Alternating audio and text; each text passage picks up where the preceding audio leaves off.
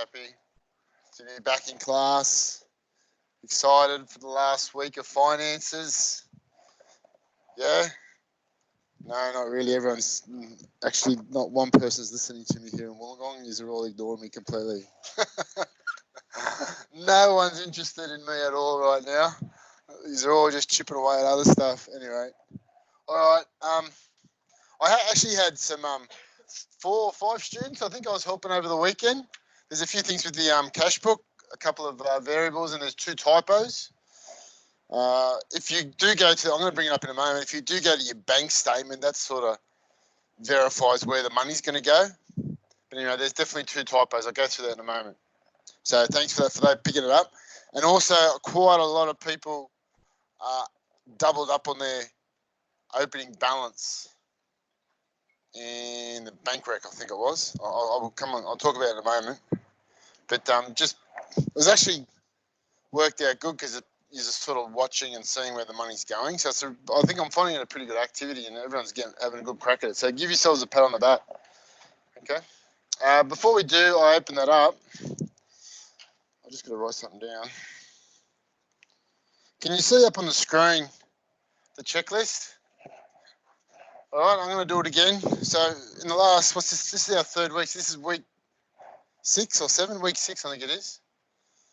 So pretty fast track, as you're aware. We've gone through our business plan, our staff structure, what we need, our marketing strategy, and we had a night on that a few weeks ago.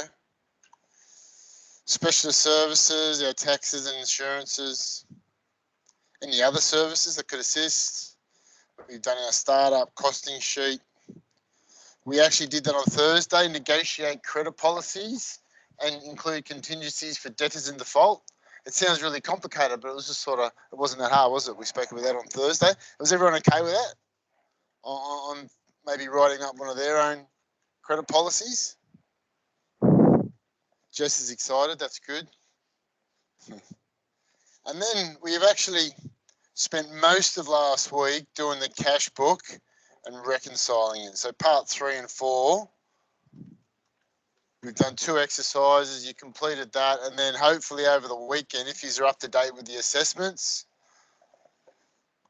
you've ticked off the same amount as what I've just shown, and then tonight's going to be create cash flow forecasting, and tomorrow night's going to be monitoring financial performance. That's the way we're going. So then next Monday will be Adrian and Frank are doing code. So then we 3 or 4 weeks, then we get a week off, which is probably good news. All right. Excellent. I'm going to go back to the assessment task, and if you open it up, I've had a couple of questions. The documents we want you to upload are these 2. Once you've completed the business plan, other questions at the end of it, like parts 2 and that you add at the end. Some of the students had the insurances and taxes embedded. That's fine, as long as you answer every question. Okay? Is everyone all right with that? So you're, sorry? Yes, you can do 2 files for this assessment. Okay? So you can, I'll just go back so everyone's all okay. These 2 documents here, fill these out. And make sure you've checked off with your checklist that you've answered everything. Okay? The other one is the student cash book portfolio, which we were sort of looking at last week. And we need you to fill in the income and expenses, which most of you have done, so bravo. And then complete your cash book balance first, and then your reconciliation, and you need to balance the books, I suppose. Yeah? Tonight, we're going to be having a look at this puppy at the end of the night. Okay? Cash flow forecast. So that's what I'm pretty much going to be going through tonight. Is that all right, boys and girls? Any questions? Does anyone want to jump in, ask any questions before we start? What I think I might do is just clarify the assessment first. So just give me a moment. I'm just going to make sure I don't give you the answers. So when I've done it, I did it over the weekend again because I had Kieran was asked a couple of questions. I just wanted to make sure I was okay. Can you see how I've been doing? I've just added a little breakdown. So when I actually did it, I filled it in and I just crossed a line out so I knew it was accounted for. I know it's a little bit old-fashioned, but it might help just so you have an understanding for it. Okay, and then I did that when I did the breakdown for the bank statement as well. So you can see, the opening balance wasn't accounted for. I didn't cross that out, and then I've got my two figures there. Anyway, it's a sort of method. You have to get your own sort of method. You can see like Agent's got his own method. Michael at Albury, I know Glenn here can do it slightly different, but it's just so you can get a thorough understanding of it. Okay, which is quite good. So, can you see the where I've highlighted the MITRE 10 supply? That's where the typo is. That's my mistake. I think is that $202. Where you follow the references with the FPOS payment, and then you can see the Vincent client, the wages, that's an FPOS payment. So if you go to the bank statement, you can see it's a debit, so it's an expense for both instances. Is that okay, everyone? So apologies for that. Actually, to be honest, a lot of you's actually figured it out. So there's the mistake. So that's really good for us as teachers going, man, these guys and girls have figured it out. So well done. Are there any questions with that? Does it sort of clarify it better for you? And what I might do, I'm just going to show you one item which is very, very common, and I understand where this has come from.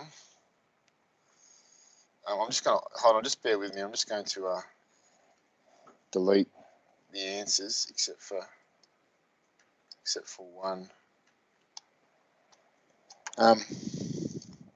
See here, I think what some of you may have done, I understand where that could have been a mistake. In the bank statement, you put the total of the credit, but that was actually inclusive of the opening balance. So make sure you have that figure there. I think it was 25,000 or something, whatever it is. So just bear that in mind to assist you. All right. You loving that, Carl? You all over it? Sort of. Everyone all right with that? Any questions? Nara, Miller, you happy? Adrian, Frank, everyone. Okay. All right, I'm going to move on then. Everyone can see the screen. You probably have started answering it already. Attendance choice is up. How did everyone go with spending tracker? This is our last week of finances. How did you go? Did you actually do it? Anyone? Everyone's quiet here in Wollongong. Was anyone surprised? Could you all refresh? It's already up. I want you to have a crack and just, I just want to look at a couple of answers. Just going to change myself back to a teacher so I can see it. Okay, I've got some good answers here. Do you mind if I have a look at a couple? No. Okay, Isaiah. That's a good answer. You bought a house, so my entire spend tracker is in negative hundreds of thousands of dollars. I'll try again next month, righto, mate? I'm hoping I can get someone to see how they went, please. It is an activity we'd like you to do.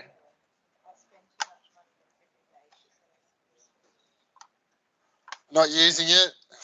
Right, I'm about to crash and burn here. Give me something. Sava, why have I got a feeling you haven't done anything? Ryan, huh?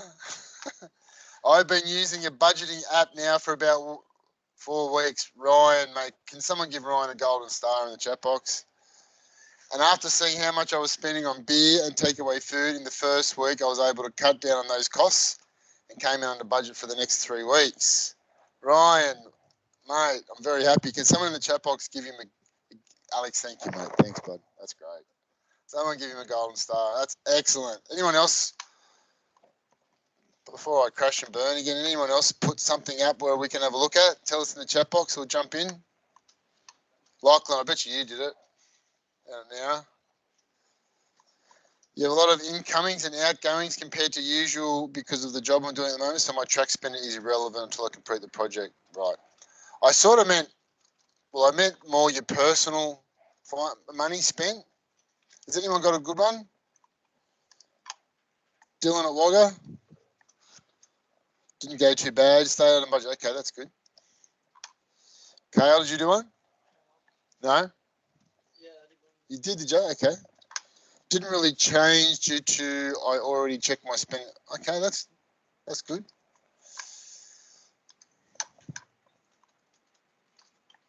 House, did you do one? You set up your own business, okay. All right. I'll check Tarek at Miller. Yeah, nah. I want one more, then I'm going to move on. Mitch, down in Maria. You missed the lessons. Josh. NA. All right. I might come back later tonight. Can someone please put something in the chat box so they've done it? Alex has done a good one. A snapshot would be unreal, but anyway. All right, I better move on. All right, this weekend, this Thursday, we're doing the knowledge assessment.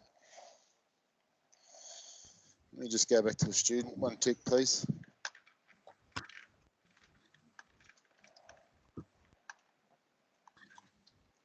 Could you please complete the knowledge assessment completion choice activity, boys and girls? We want to see how you're going because we usually don't like you to do the assessment if you're not ready. So what we do is as teachers, we go in and have a look at your learning activities and that you have a thorough understanding for it. We don't want to set you up to fail. Is that all right? Can you get in? Yeah. You don't. All right, good. So please note, you need to make sure you've completed. This is what we need you to do, yeah? And most of you are on that path because we keep going about it each night. We want you to make sure you've completed parts 3, 4, 5, and 6. Obviously, you've done 1 and 2 the other week, but those are the parts that are going to be a question quite a lot, and I'll go through it in more depth tomorrow. The remainder of the skills assessment is going to be updated and completed and submitted on Sunday. So you're just chipping away each night, and then after Thursday, you're just about ready to submit the whole thing. I want you to just tell us that you're ready for Thursday night. Ideally, we're hoping that you've all written this down, if you know what I mean. I have followed every lesson and have prepared well for Thursday. But that's not always going to happen. I am slightly behind, but we'll be ready for Thursday. That's okay. I have not even started the assessment. It's going to make us teachers very nervous. All right, so could you all have a crack at that, and we'll look at that later. I won't bring it up tonight. But your tutor or the guy on your campus will have a look at that and see how you're going. And if you're struggling, send us a message and let us know, yeah? All righty.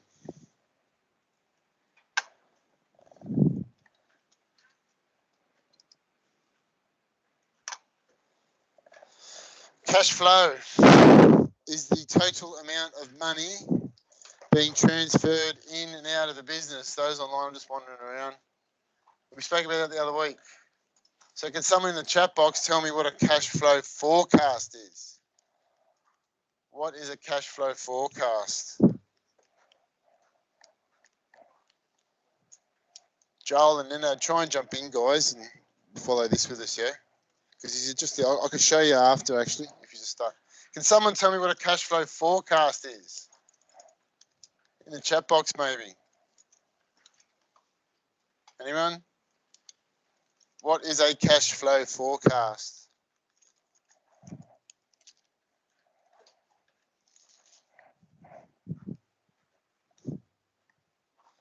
How much cash is predicted to come in and out of the business? Very good, Jacob.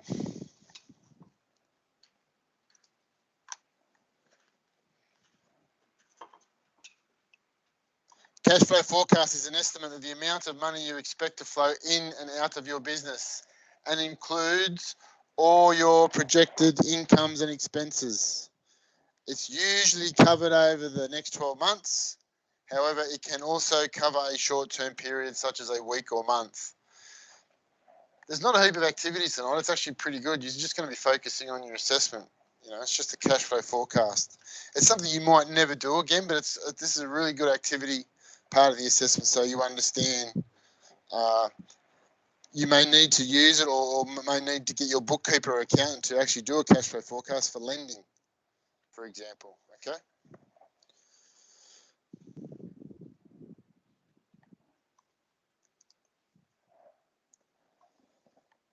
So it is going to be part 5 of your portfolio. So you're nearly finished. So you're doing a good job. We want you to create a cash flow forecast based on the information from your first month of trading. So that's from the information from part 3 and 4. We give you some estimates. The objective is to provide adequate funding to pay expenses when they are due. Note, remember, a cash flow forecast involves a process of guesstimating. The cash flow forecast required is a 3-monthly review and will be completed as an activity with the knowledge assessment. So when you do it, I'm going to open it up.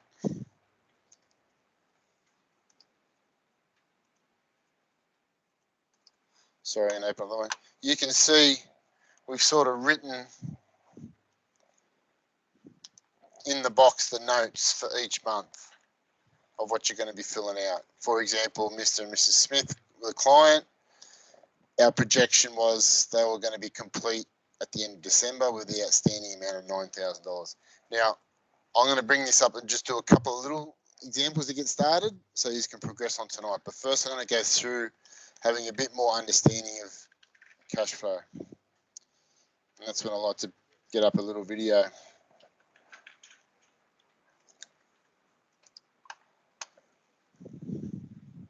All right, I'm just going to get this started, boys and girls, and come back in 5 minutes. So this is some cash flow forecasting with NAB.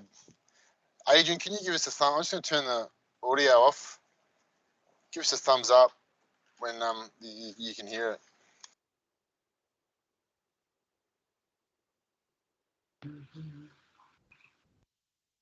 Hi, I'm Bill Lang. Any established business owner will tell you that cash is king. No matter how good your idea or how profitable your business, if you run out of cash, you'll soon wind up in trouble. If you can't pay suppliers or wages, you'll have nothing to sell and you'll struggle to survive. Businesses need positive cash flow, meaning the amount of money coming into your bank account each month covers or surpasses the amount of money going out. Cash flow must be monitored at every stage of business growth. Obviously, if your business is going through cash flow difficulties, you need to keep a very close eye on your finances. Now let's hear from a NAB business banker who will explain why cash flow forecasting is crucial for all businesses and show you how to create your own cash flow forecast. Often, if you sell something, it can take a while for the cash to come in. You pay the supplier for the stock you've got, but it can take a long time before you collect the cash. A cash flow forecast just simply helps the customer understand those cycles and when funding may or may not be needed. It's critical for every business. Whether your business is booming or not, a cash flow forecast is absolutely vital. A cash flow forecast helps a business in many different ways. First of all, it does help the customers understand when the troughs of the cash cycle. So when does cash go out? When is cash collected? And what impact does that have on their bank balance? It helps them understand all the expenses that they have in a business, and that in turn can lead them to cut unnecessary expenses out when they see it on paper. It helps them understand what sales they have and when it's seasonal or otherwise. And if it's seasonal, what impact does that have on their bottom line? It really helps them understand their business to a great degree, and it certainly helps the bank understand their business so that they can provide the right funding at the right time for their businesses to succeed. A basic cash flow forecast is easier to create than you think. It only takes an hour or two to set up and a few minutes each week to keep updated. Cash flow forecasts are generally created in a spreadsheet program such as Excel. The business action plan for this episode contains a sample cash flow forecaster that you can download and use to create your own forecast. Now let's hear from a NAB business banker again, who will take you through the steps to create a cash flow forecast. The steps to create a cash flow forecast can be broken into 4 areas. The first thing you need to do is understand your expenses. Now these are your cash expenses. It's not things like depreciation, it's the cash that moves in and out of your bank statement. So your bank statement is a great place to go just to see what regular expenses that you have. The second thing is to enter this into your cash flow forecast. So look at your expenses, enter them into the cash flow forecast over the next 11, 12 months. When do they fall due? You just put them under January, February, March, April. You might have to allow for some seasonal differences. If you have more power consumption in the winter months, then your power obviously goes up over those months. So you enter it in. The third step is to understand your revenue. So when do your sales happen? When's the revenue collected? And again, enter that into the cash flow forecast over the 11 and 12 months. And finally, go to your bank statement again and put your opening bank balance in. And then what you'll see is the difference that the impact has for when you collect your cash to when you spend your cash and what happens to your bank account, which again will help you understand what short-term or longer-term funding you might need from the bank. The forecaster will show whether you have a negative or positive cash flow each month and how that will affect your bank account. Set aside a regular time, ideally every week, otherwise once a month, to enter every single dollar in and out. Do it at the same time each week and it will soon become a good habit. The information you'll get from your forecaster will be invaluable in running your business. Download the business action plan for this episode to learn more about overcoming cash flow problems and using the cash flow improvement tool. Additional information on how to use cash flow forecasts is available at nab.com.au.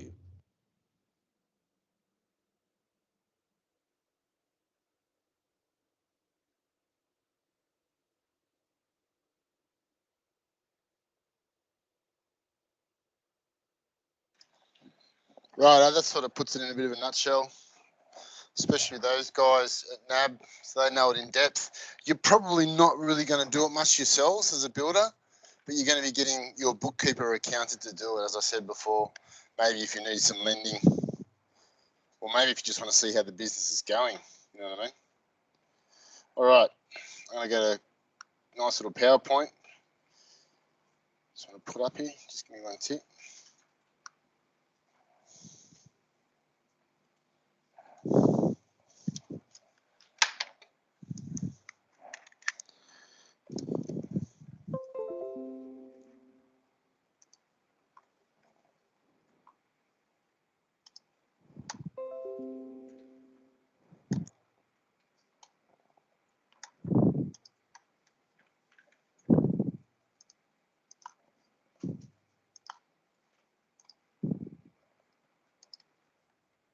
Righto, so I'll quickly go through this. Is only a few minutes with regards to cash flow forecasting. So we said this before, so cash flow is your movement of your money received and spent, the pattern of income and expenses, and its consequences for how much money is available at a given time. Or the cash flow management is a key aspect of financial management of a business planning its future cash requirements to avoid a crisis of liquidity. Does anyone know what does that mean, crisis of liquidity? Anyone here want to just quickly answer? Going under, yeah, or going bankrupt, yeah? Does that make sense? So you want to avoid that, don't you? Yeah? Now you guys and girls, like we're not experts in this, but that's why you want to be employing the right people to be looking after your money, or you're at least looking after it every week. It's really important. Because if a business runs out of cash and is not able to obtain new finance, it will also become insolvent. And you don't want to be borrowing money, you know. I haven't looked at the assessments, but some of you with that startup costing sheet, you want to keep that minimal when you start a business, yeah. You don't want to be like, I remember last year, a couple of students was like 150,000 they were borrowing. I'm like, no, you want to put, you don't want to start that big, you know. Anyway, some people can be successful, but that's not a good start to be spending something like 150 grand. So what's in a cash flow forecast? You can see I've just taken a real simple snapshot of a video we used to watch, and it's just looking at the cash book, the current cash book, and how it's sitting and what it's going to be like in the next few months. So for this instance, it's a 6 monthly cash flow forecast, and it's real simple, just showing your income and expenditure or your expenses, and then just showing the movement. Okay. We understand income, the amount of money received over a period of time. We know that. Should be all over that. Expenses or expenditure, amount of money spent. I'll go through this quick.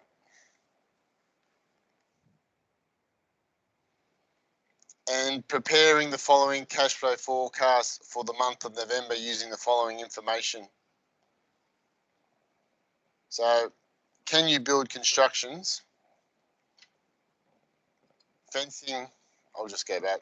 Invoices, money's received, 12 grand. Timber purchases, 8. Rent, 500. Electricity, phone and wages. Kitchen invoice for money's received for 8 grand. Bit of a jack of all trades this bloke. Restoration works, invoice money's received.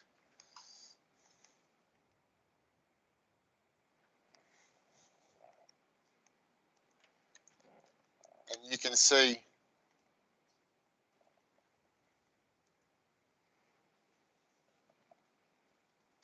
total income minus their expenditure, just the same as your cash book. Now I'm going to get you to try one yourselves. All right. The one I'm going to get you to do is actually going to be the assessment, because I think you don't need to do 2 or 3 attempts on that. The main stuff is that cash book that you've been doing.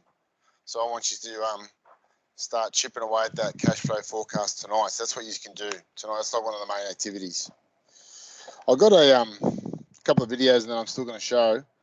If you just refresh now,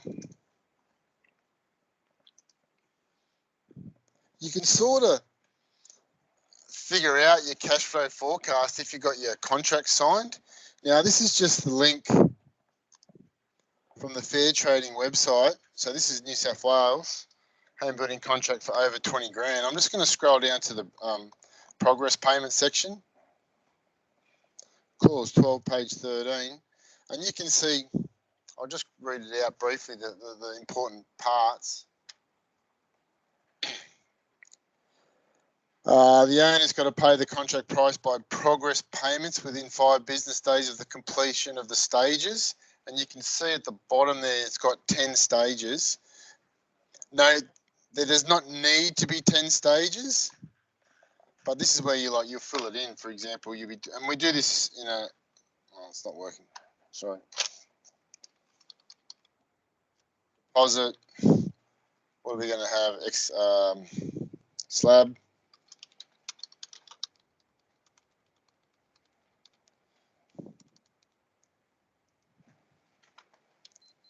Maybe framing.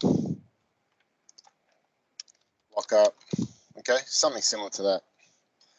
But that's sort of like a progress pay. That's sort of like a cash flow forecast. You've got 3 or 4 of those going. You sort of know with the money what's coming in. So it's not a bad idea to be doing it. Okay. Any questions?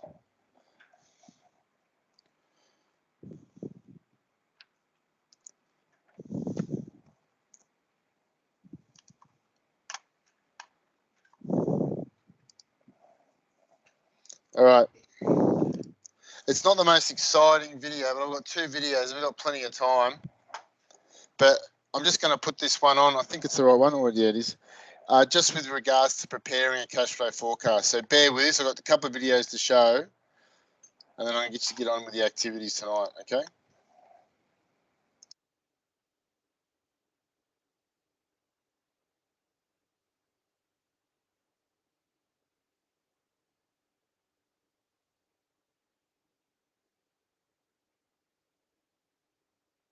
In order to keep things moving along, I suggest you view this video in high definition to get the best picture.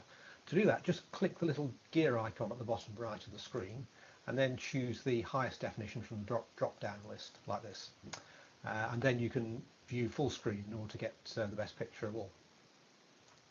So we start to build a model with a title for the spreadsheet and the first weekly column. We're going to do the forecast in 13 weekly buckets ending on a Saturday, as that's a common business requirement. We're doing this in mid-August 2013, so the coming Saturday is the first date to include. We then allocate a few rows for receipts and a few rows for payments with a subtotal at the bottom of each one. Net cash flow is receipts minus payments. We have to put in a figure for the opening cash amount, whatever we've got in the bank account at the start of the week. I'm assuming that's 100,000. And then closing cash is the opening cash plus or minus the net cash flow for the week. Now we move on and enter our formulae for the second week. So the date is the previous week plus 7. Total receipts, total payments, net cash flow, we can all just copy across from the previous week. The opening cash for the week is the previous week's closing cash, and then the closing cash formula, again, we just copy straight across from the previous week. Now we can copy all of our week 2 formulae all the way across to column N to give us another 11 weeks, and that gives us the framework with all the formulae in for building up our model. Just need to widen these columns to make the dates fit in, and then add a bit of formatting just to make it look a little bit neater. And then we can start to enter some of our cash flow items. So starting on the income side, on the receipts, I'm going to say first of all that we have £12,000 a week of cash sales, including VAT. Then move on to look at our current debtors or receivables on the sales ledger and estimate a profile of when those are going to get paid. These often cluster around the end of the month, so I've reflected that in the profile here. Then we need to think about our sales forecast and see what business we have in the pipeline that's going to turn into cash before the end of the 13-week period. I'm calling that uninvoiced sales here. I need to have some discussion with the salespeople about what that profile is going to look like. I'm assuming I'm going to sell a fixed asset in this period, raising 75,000, and then there are always a few other sundry receipts. I'll put in 1,000 a month for that. So that's all of the sales of the receipts entered, and understandably the cash balance looks quite healthy. So now let's go on and take a look at the payments side. I've got a weekly wages bill of 7,500 and monthly salaries are 30,000, payable at the end of each calendar month. So just drop those numbers into the right weekly buckets there. Remember, these are net payments to employees. The payroll deductions, the tax, insurance, the pension, get paid over, I'm assuming, on the 19th of every month. So I put those payments into the appropriate weeks. Just worth pointing out that the first payment actually relates to last month's payroll. So now we have to look at payments to suppliers and follow a similar approach to what was done on the sales side.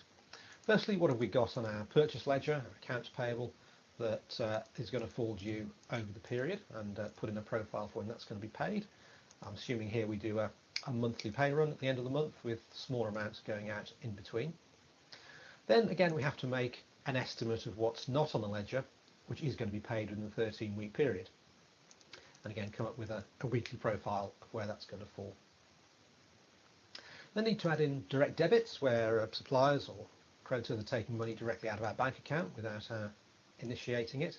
It's worth looking at these in some detail, as they can be quite significant for some companies. But I'll put a profile in that for that type of payment. I need to add in a couple more lines, as we're not quite finished with the payments yet. I've got VAT. I'm assuming our VAT quarter runs to 31st of August, so the bill will be payable on the 12th of October. I've put in a figure for 75,000 there. If you're not sure about how this works, then please take another look at the part 1 video, where I explain this in a bit more detail. Then again, we have some sundry other payments coming in on a single line. So that completes all our data entry for our cash flow, and the formulas are calculated through at the bottom. I'm going to stop that because I think that's the picture that I want to get to you, so he's going to understand the depth that goes into it. It still is guesstimating, but you can see how detailed they have it. For those that are unaware, VAT is GST equivalent in the UK. Okay, So I hope you get the picture of that. You can watch the rest of that in your own time. Are there any questions with that? All right, I'm going to open up part 5 of the spreadsheet. And you can see how ours is similar, but probably to not as much depth. Okay, that's gone into theirs, has got into a lot of depth. We just need to work out a 3 monthly cash flow forecast with already having details from November. Okay, back in 2018 it is, but anyway. So, does everyone understand these comments on the right hand side is where we're going to start filling out here? Is okay with that? Okay. Firstly, just keep in mind, I want you to get your calculators out and just realise, firstly, I'm going to get mine out as well. Can you see the balance for November 2018 is actually 0? Well, I should have actually had 0 rather than the dash. Okay? But then if you do some calculations, and please tell me if I'm right or wrong here, when you add all this up, it should give us our total income.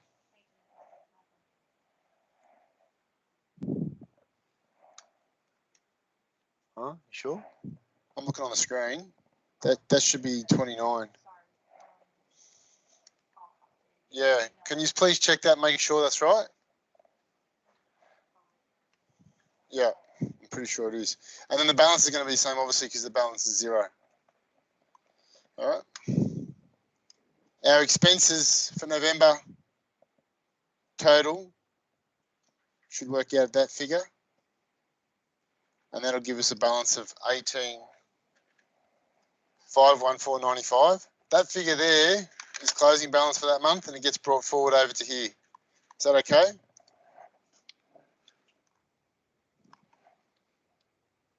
You right with that? Dion's loving it. Okay, so then you go down to December and you start following it. So Smith to be complete and at the end of December. So the job, Mr. and Mrs. Smith, they've got $9,000 outstanding. How much are you going to put in that box there? Does anyone know? 9,000. Brilliant. All right. James to be complete end of January. Projection is 5,000 in December and 2,000 in January. Does everyone know where I'm going with this? Do you think I need to do any more? I think you could probably figure that out. Yeah?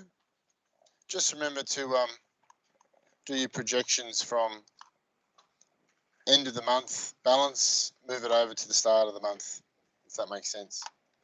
Are there any questions with that, boys and girls? Now remember, I'll talk about it again tomorrow night, but the cash flow forecast, you need to do it yourself. You know, you're all going to be working with your mates, that's fine. But there's going to be some questions in on Thursday night, so you'll need to have an understanding of it. Yes, sorry, so that's 0. I don't know why that was in there as 0, but anyway, it is $0. Can you put $0 in there? Sorry? It goes back to negative. Anyway, and Adrian can change that. Anyway, I'm not going to change that right now, but that's 0, if that makes sense, boys and girls. Alrighty? All right. So I'm going to go on to another topic, and this one's only going to be about 10, 15 minutes. What it is, it's just a bit of an introduction to some of the software that you can be using. I've decided we're not using Xero because we're going to run out of time and it's too hard. I spent the other weekend with the people from Xero and trying to get it set up and it just didn't work. So you can just watch a couple of videos on it and get a feel for it. So Asia made a good comment on Thursday. Like you're doing this 3 weeks of getting to understand, setting up a business plan, sorting out your insurances and your taxes, 5-year plan, where it's all going to go. You understand how to set up your cash book. Like that's probably the most important thing. You should be starting to use that now. Reconciling your cash book, getting your cash flow forecast. Tomorrow night we're going to go on to ratios and financial performance. But you want to just check with your accountant what he uses. Yeah, because that will help you with your finances. So you're going to talk to your accountant and say, well, what are you using? He's going to go, oh, I don't know, I use Xero, I use MyOb. he's going to possibly say Xero or QuickBooks. I've got 2 videos. I'm going to show you this one. This is the first one, right? Sorry, I just hidden it.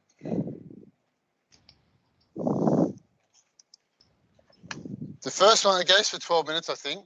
But the reason why I like this video, he actually explains really simple how it all works. Because this is sort of where you're going to be going with it, I reckon. Yeah? All right, so I'm just going to turn my audio off and watch this video. When you download Europe's #1 CFD trading platform, you're opening the door to a world full of advantages with zero commissions and tight trading spreads. Plus, our support team. In this video, I'm going to show you how to navigate your way around the QuickBooks Online interface so that you can quickly get started with this software. Hey guys, I'm James and welcome to Accounting Stuff, the channel that teaches you all you need to know about accounting and bookkeeping. In today's video, I'm going to take you on a journey as together we explore the QuickBooks Online interface so that you can learn where everything is and find your feet in this accounting software. It can be rough times getting to grips with new software. Believe me, I know. I've had to work with a whole bunch of different accounting software packages during my time in public and private accounting. It feels like I've been through it all, from how come everything's in different places, to why is it so hard to run a single report, and the dreaded, oh my god, it's crashed, I've lost everything. Wait, have I? Yes, damn it. Anyway, these issues can often lead to hours spent roaming the internet trying to find a solution. So I decided to create this video to help budding QuickBooks users like yourself learn how to use the software as part of a playlist that you can find linked up here and down below in the comments. I'm going to keep adding to this over time, so subscribe and hit the bell to be notified when the next video is out. Like I mentioned, today we're going to cover navigating the QuickBooks Online interface. You're going to find out where to go to set up all of your company information, to create new transactions, search for old ones, and how to run reports to help you make informed business decisions. This is going to be a relatively quick tutorial, so we're not going to have too much time to get into depth on all of the features. You can think of it more as a general overview to help give you an idea of how the software works. Let's jump right in.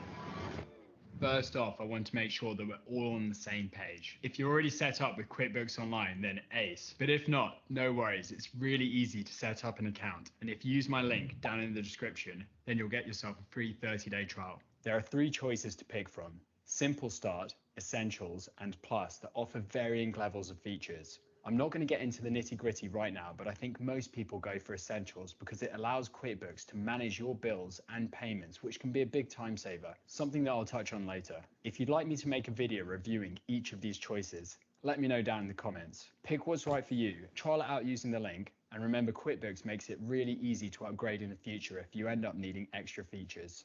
Great, now that we're all set up, let's crack on. Welcome to the QuickBooks Online dashboard. This is going to be your default homepage each time you log in. So let's take a look around. Up here, you'll have your company name and logo. Today, I'm using the US version of the sample company, so all of the information that you can see in here is made up for test purposes. On the left side of the screen, we've got the nav bar, and above me, all lined up in a row, we've got the create menu, the search function, and the gear icon. These are what we'll be discussing today, and together they'll give you access to everything you need in QuickBooks Online. The dashboard also contains some nice handy summaries of your invoices, expenses, sales, profit and loss, and finally your bank accounts on the right, which we'll get into shortly. And by the way, if at any time you find yourself wanting a bit more space on the screen, then you can click on these 3 little horizontal lines to minimize the nav bar. This can be helpful if you're working off a laptop.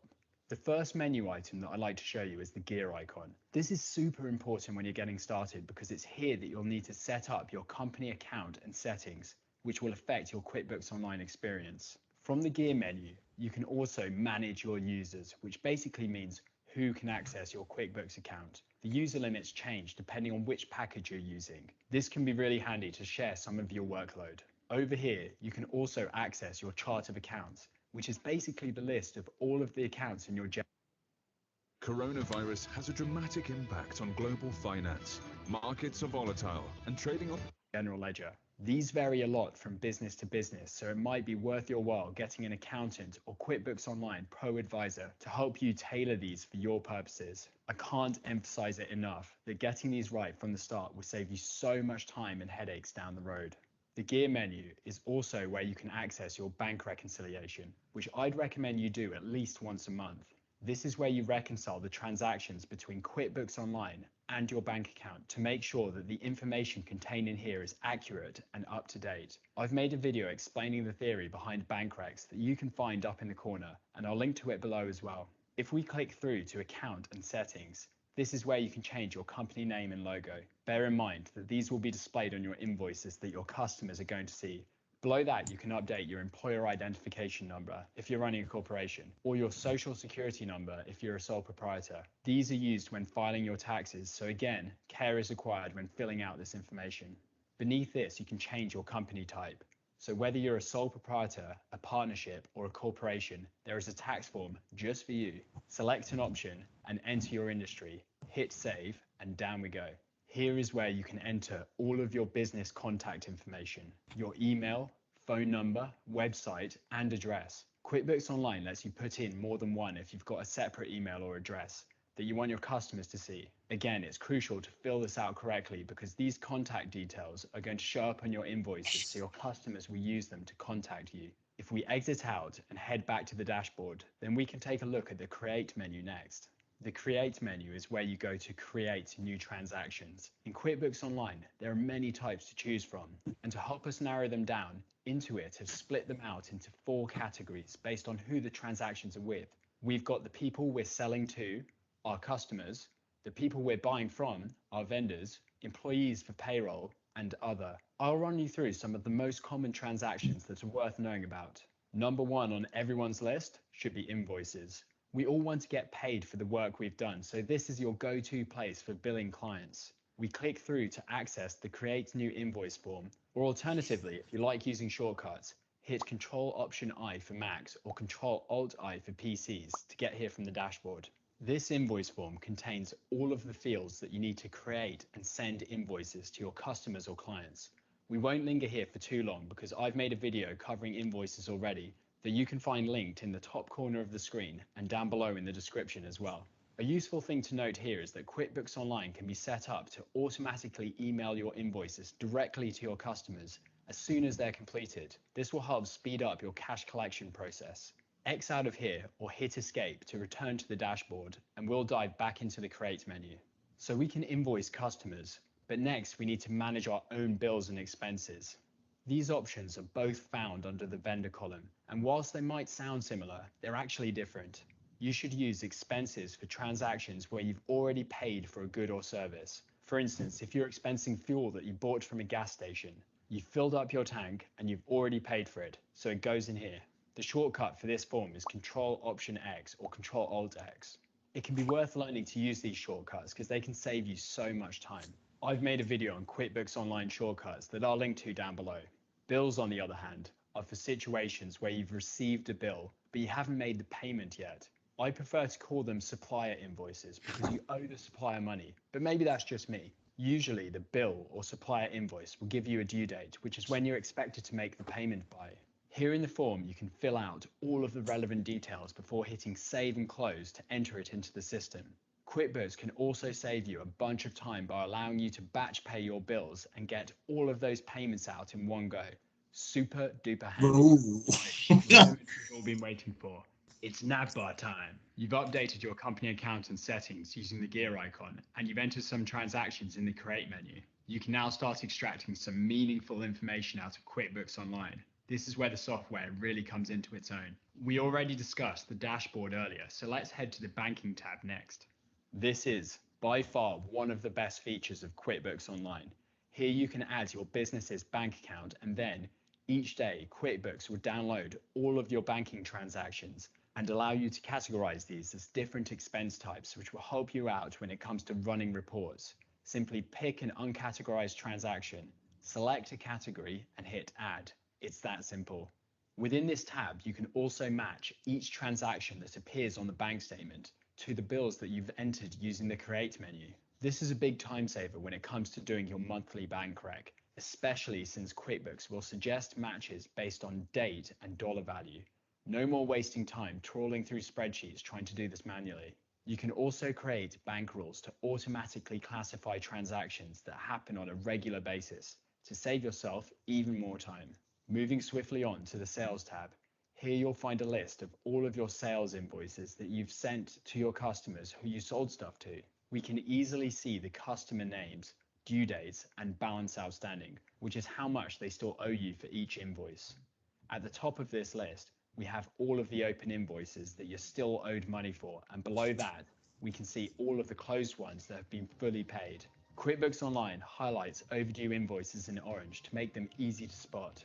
You can give them a call or send them a reminder to chase the payment if you're short on time. Moving on down the nav bar, we have a tab for expenses. This is where you can find how and where you've spent your money. You have a list of all of your expense transactions, and if we go to the vendors tab, then you can see a list of everyone that you've bought things from and how much you owe them in the open balance column. I can see that we have 4 bills overdue. If you click on the orange bar, we can filter down to show these overdue bills, and you can make the payments directly from here. This is an alternative to using the Pay Bills feature in the Create menu. If we head back to the nav bar, the Workers tab is where you're able to manage your payroll for employees and contractors. This can be purchased as a separate add-on through the link that I've put in the description. Below that, we have Reports, which is another of my favorite areas of QuickBooks Online. Here you can easily run a profit and loss to check on your business's performance, which you can easily customize to change the periods that you want to look at and add a comparative column to help you analyze your results. If we go back to the report list, you can also run a balance sheet to check on your financial position, an accounts receivable aging summary to help you spot overdue invoices that need to be chased, and many other useful business reports. Bear in mind though that you won't have access to all of these unless you're using the QuickBooks Online Plus version.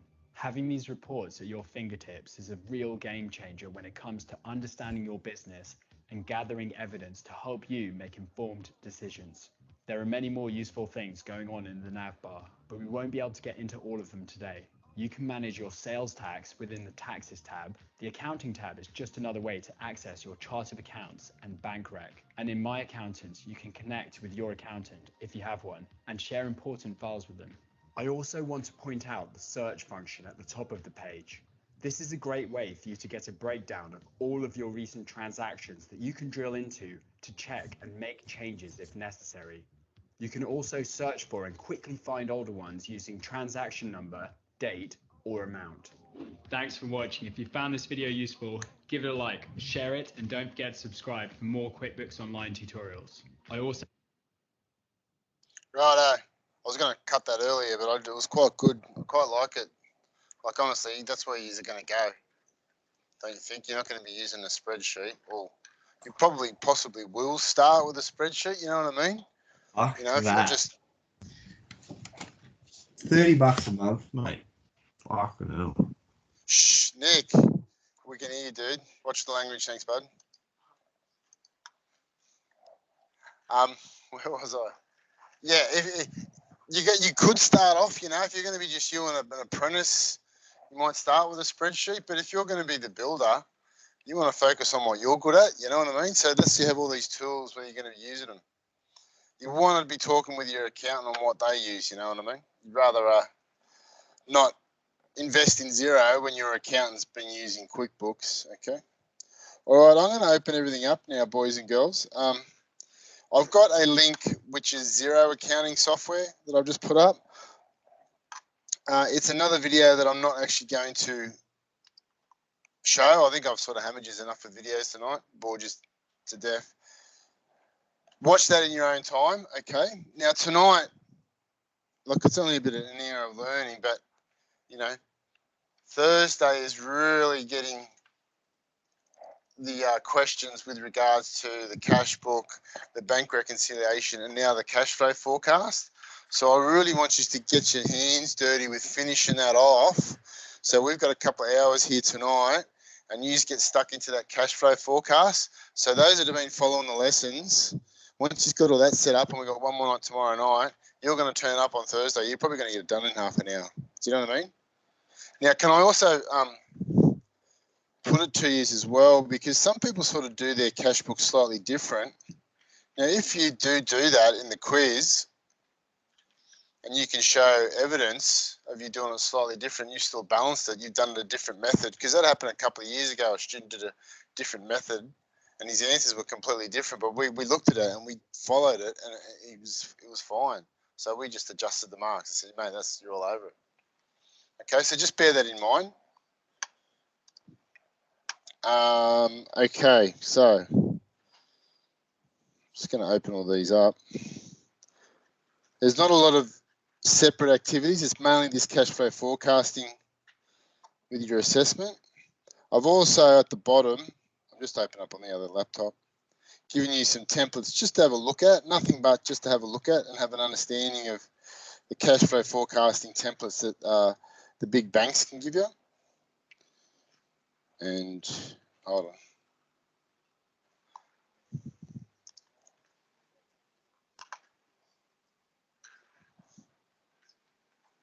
Just give us 1 minute. There's a couple of questions, gents. Just give us a moment.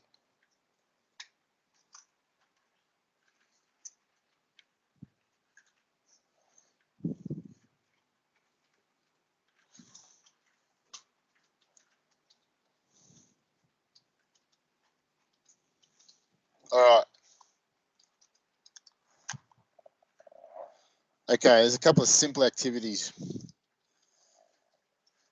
What I want you to do is refer to the topic and in your own words explain what is a cash flow and cash flow forecast. You probably should answer that straight away. Then tell us which would be your preferred method of accounting when working as a builder. Just have a think about that. So it's really important. Did you notice that guy kept going on about saves time? Well, this is where you've sort of got to weigh it up with using some of this software. You might go, oh no, I'm just, because it's so small, it's too much of an investment. I just might handwrite it in my cash book, my hard copy cash book.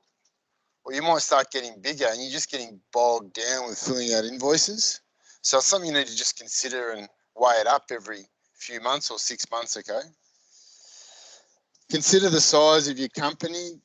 That can determine, or even if it may be noted within your business plan. Some examples, as I said, it might just be a hard copy cash book. You know, you've only got 20 entries a month. You just quickly write it out. You might want to get a bit more experience with your spreadsheet, or you might want to use Xero or QuickBooks or something like that. Okay, that's something to really consider. It's probably something that should be part of your business plan. Alrighty.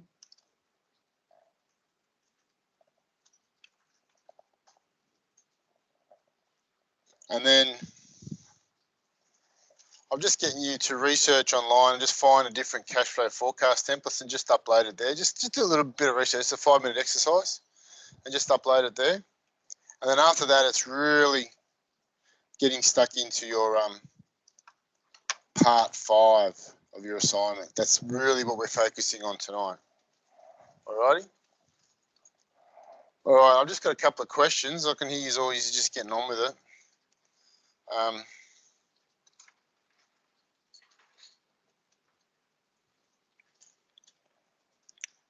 Jacob wants to know how come the interest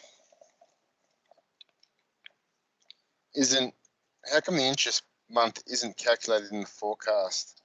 Okay, that's a good question, but straight away I'd answer that it's so minimal, it's not really something to worry about. Like, these are just forecasting, you know. If it's like a $4 or $5 interest amount, it's something that doesn't even need to be worrying about. Does that help, Jacob?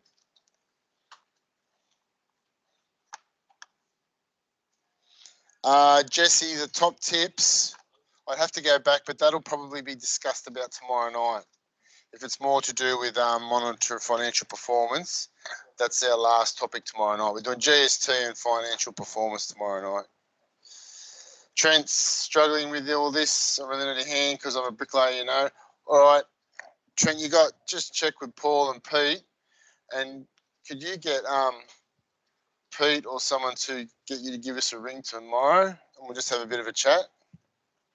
I'm actually going to be there now, not this Thursday, but Thursday week, to just go down and check you guys.